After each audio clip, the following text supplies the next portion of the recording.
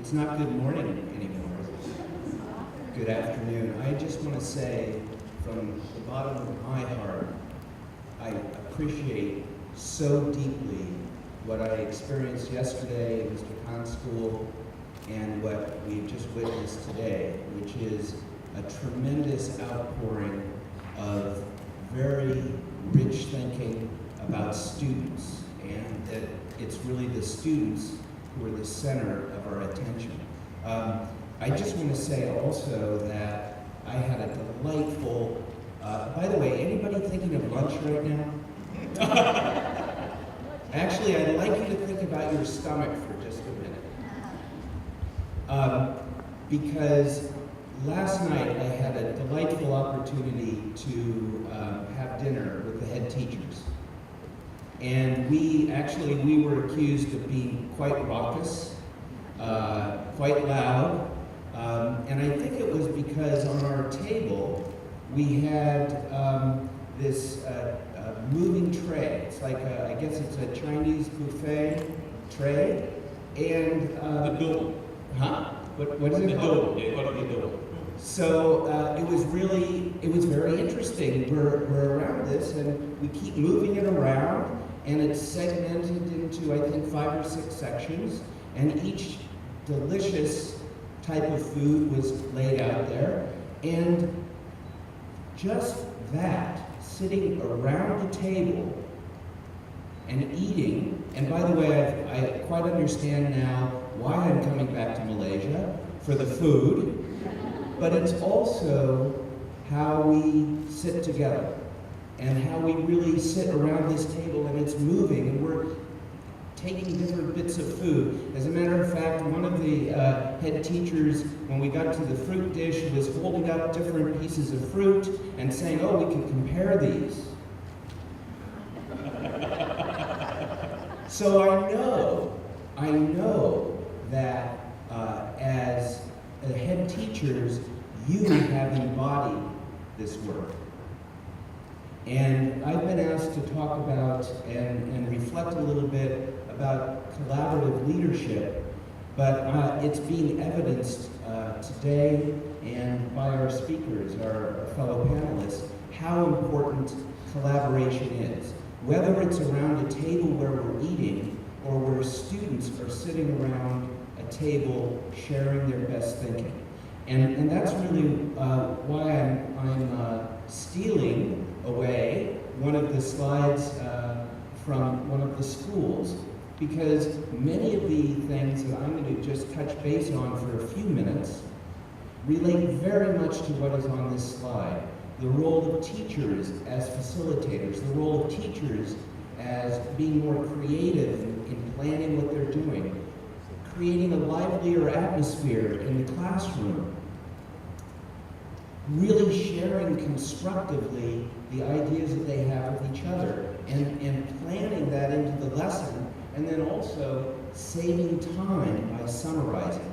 Now, I would like to take, if you will, just take the word teacher out of there and put leadership, or put student, or again put teacher, or parent, and say, I would suggest that we want all of these things in our collaborative classrooms. Now, what's interesting, I just want to go back to dinner last night. What's very interesting is that with the food before us, we can see it all, correct? We can see all the food. It's much more difficult to see each other's thinking, isn't it? And one of the central points I would love to convey, if I can get this through in the next few minutes, is the idea of how difficult it is for us to communicate with each other. Especially in leadership roles where we each carry so much depth of responsibility about our roles. It's very difficult to communicate ideas. Why is that? Why is it so hard for us to often communicate ideas clearly? I think, I'll use that as a starting point. I think it's because in our minds and in our brains, we have so many ideas going on, don't we? I mean, take a moment right now and just think about what's going on in your mind other than having lunch. All of the different ideas that have been generated today. How do we hold all of those ideas together? It's very, very difficult. Now the question becomes, if I asked you to turn to somebody right next to you and say, well, ask the question, what did you learn from this morning? Where would you start? There's so many ideas going on. When we ask students, what do you think? They oftentimes are blank because so many ideas are going on in their head, and when they're asked to verbalize their thinking, when they're asked to speak, all of those ideas are linear, right? Because I'm putting words together in sequence. But the ideas are much richer and they have greater association. So just the task of trying to express what's going on in our mind and in our brains, this great rich network, is very difficult when we're asked to speak directly. And that's really where fundamental thinking processes represented visually support us in conveying ideas, the richness of our ideas. By the way, and this relates really to this idea of communication and collaborative leadership. Consider our ideas linear.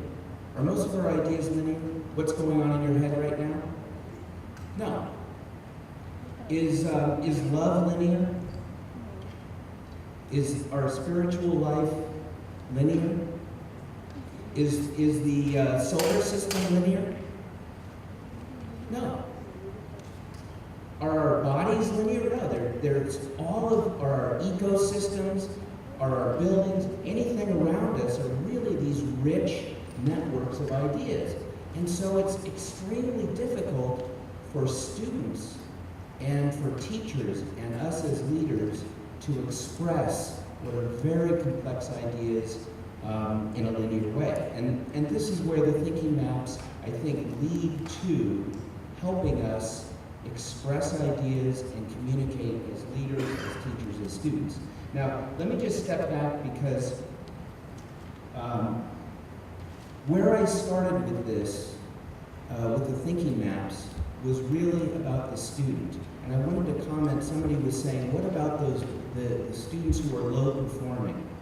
I started teaching in Oakland, California, and when I stepped into that classroom, my students, 70% of them were in the lowest quartile performance. These were some of the most underachieving students in the whole San Francisco Bay Area, and it was in Oakland, California.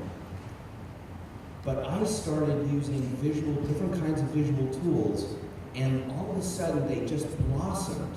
Their ideas started to spread, and I could actually see their thinking. And then, Mr. Rajendra, professor, we were talking about Art Costa, one of the leaders in the field of thinking. He came into my classroom one day and saw me. I was a very young teacher. He saw me teaching, and we started talking. I started going to his workshops, and his work at that point in the early 1980s was on this topic of collaborative leadership, because he developed a way of coaching and mentoring as leaders.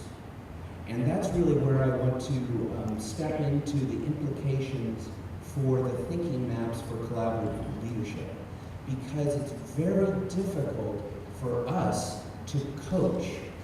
Some of the head teachers were saying that coaching was going to be very important, mentoring was going to be very important.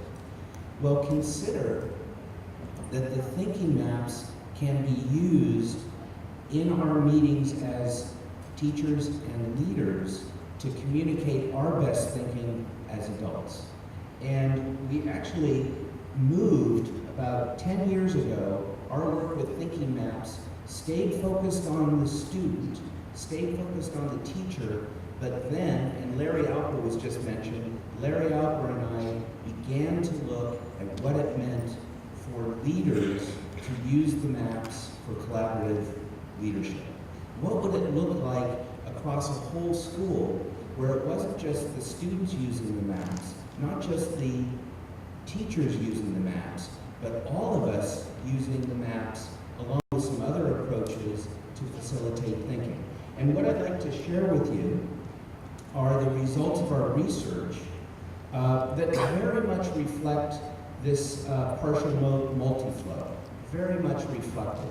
We identified across all the schools that we looked at, and it was, again, a qualitative study with some quantitative backup, we identified 5 fundamental outcomes when schools use the thinking maps for collaborative leadership. And I actually believe that these are the skill sets that are required in the 21st century.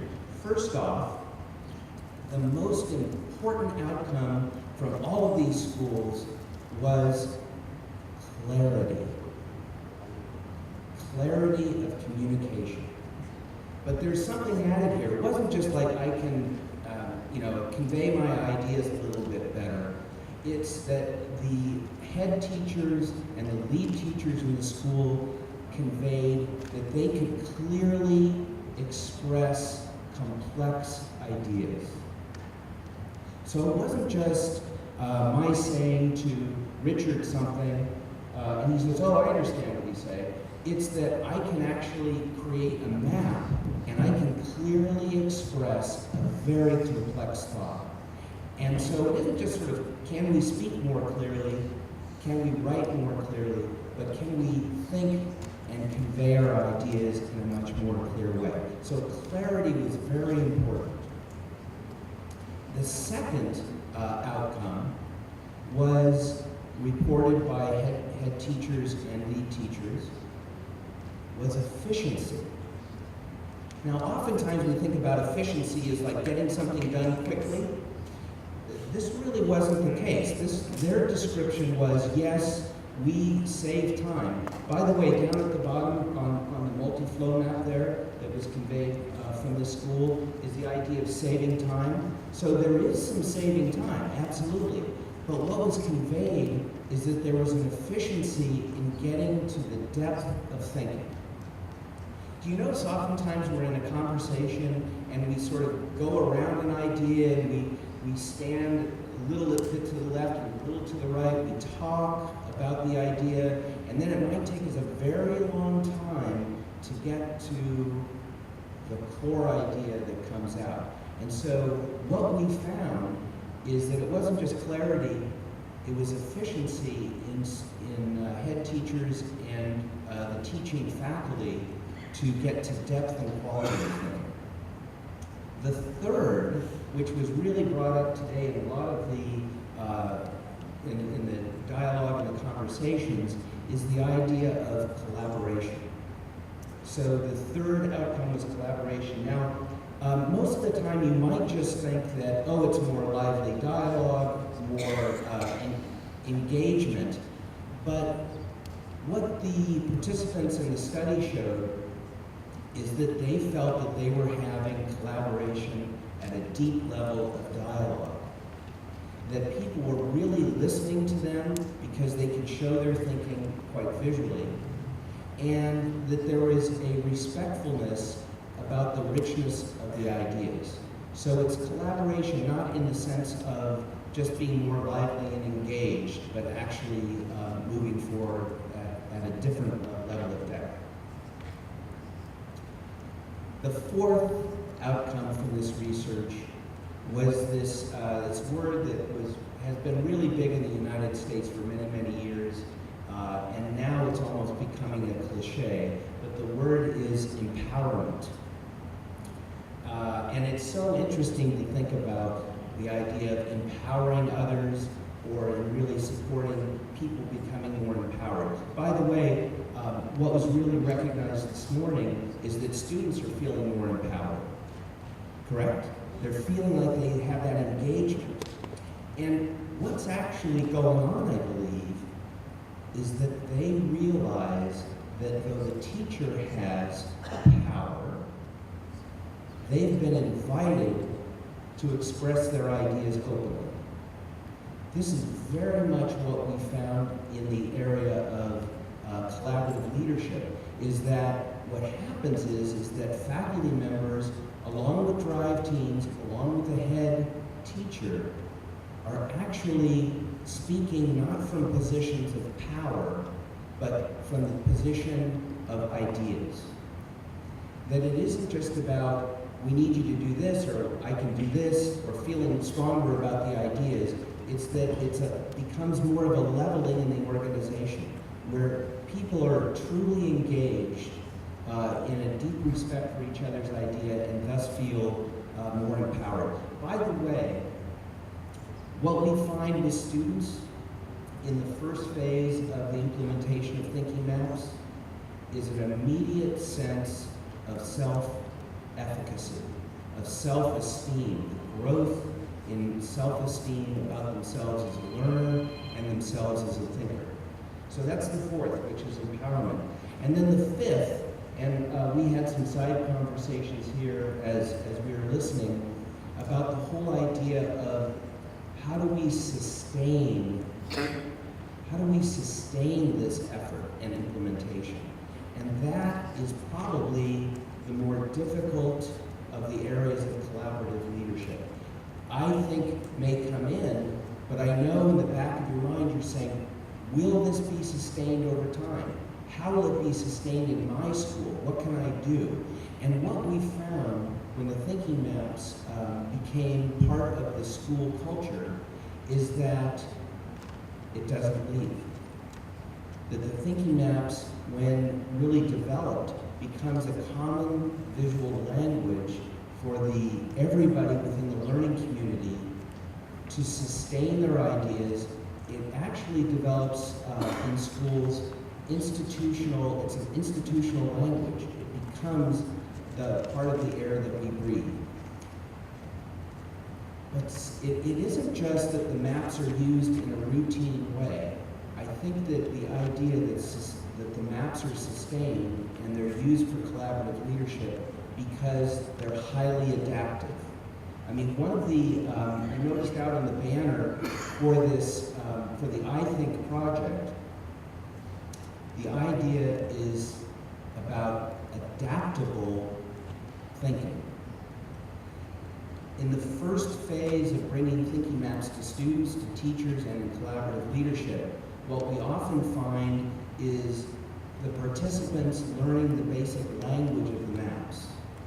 And after that, a little bit of routine gets developed, then high degrees of flexibility happen, so that students are using multiple maps together. They're thinking about their thinking.